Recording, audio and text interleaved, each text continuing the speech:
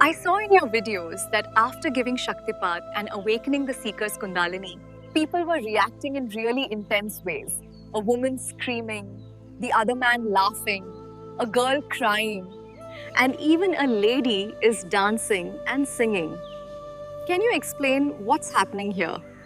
That's worth understanding.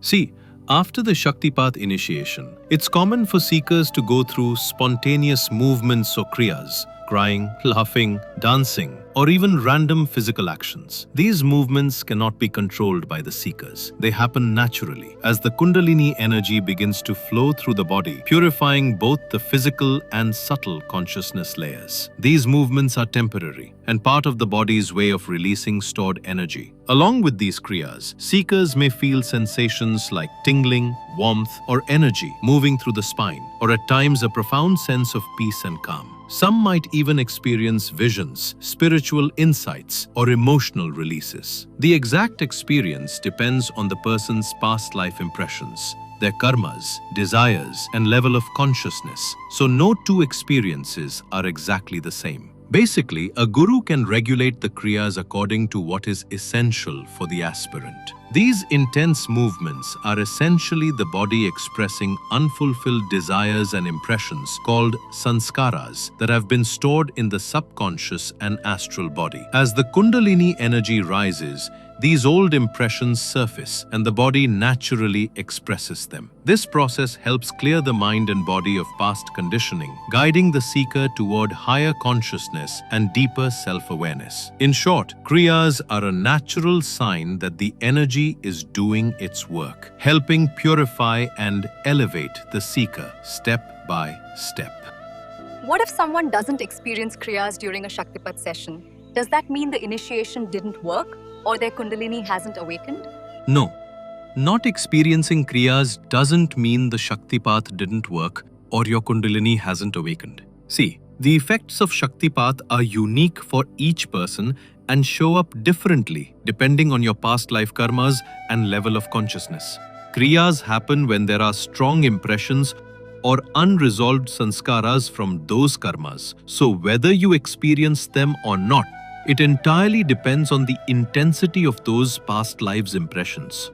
And even without visible kriyas, the energy is working within you, gradually purifying and awakening your consciousness in its own way. So, the intense movements or the kriyas does not define at all the process or efficacy of the Shaktipat. Few seekers have asked that they felt a strong energy in one session, but in the following sessions, they didn't feel as much.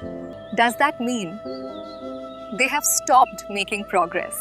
Absolutely not. Actually, there isn't a single formula that works the same for everyone. Just like students respond differently to each class in school, similarly in the spiritual path also. Every session and every experience will be different for each person. Even if a session doesn't feel intense, a lot of work is still being done on you. Shaktipat sessions aren't necessarily focused on giving you strong experiences every time, but rather building you a deep-rooted foundation to prepare you for this long spiritual journey. Think of it like a long train journey. Every day you pass through different destinations with different views and landscapes, some beautiful, some intense, some chaotic, and some calm. Each view brings different emotions, sometimes joy, sometimes sadness, sometimes strong or aggressive feelings, sometimes nothing at all. But once the train starts moving, it never stops. Similarly, your spiritual progress continues every day, regardless of how intense a session feels. Trust the process and stay open and receptive to your guru because they know exactly what's needed for your journey. Surrender is the real key. Are there any age or other restrictions for receiving Shaktipat? Is Kundalini awakening safe for everyone?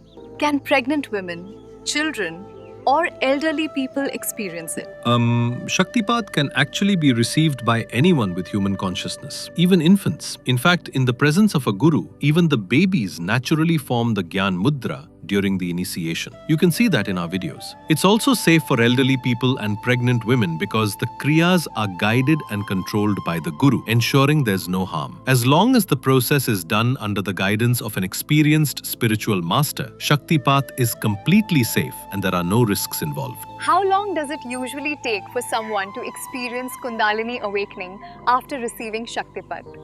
See, this really depends on the individual's spiritual readiness, uniqueness, receptivity, and the level of consciousness. Think of it like a classroom. The teacher is the same for everyone, but each student learns differently based on their own understanding, intelligence, and how receptive they are. Similarly, the Guru's energy works for everyone, but each person experiences awakening in their own way and at their own pace. Do you suggest to have any prior spiritual practice before receiving Shaktipat? No prior spiritual practice is needed to receive the Shaktipat. What matters most is having an open mind, a sincere heart, devotion, and a willingness to surrender to the Guru. These qualities help you to be more receptive to the energy and allow the awakening to flow smoothly. Essentially, it's less about what you've done before and more about how open and ready you are to receive the transformation.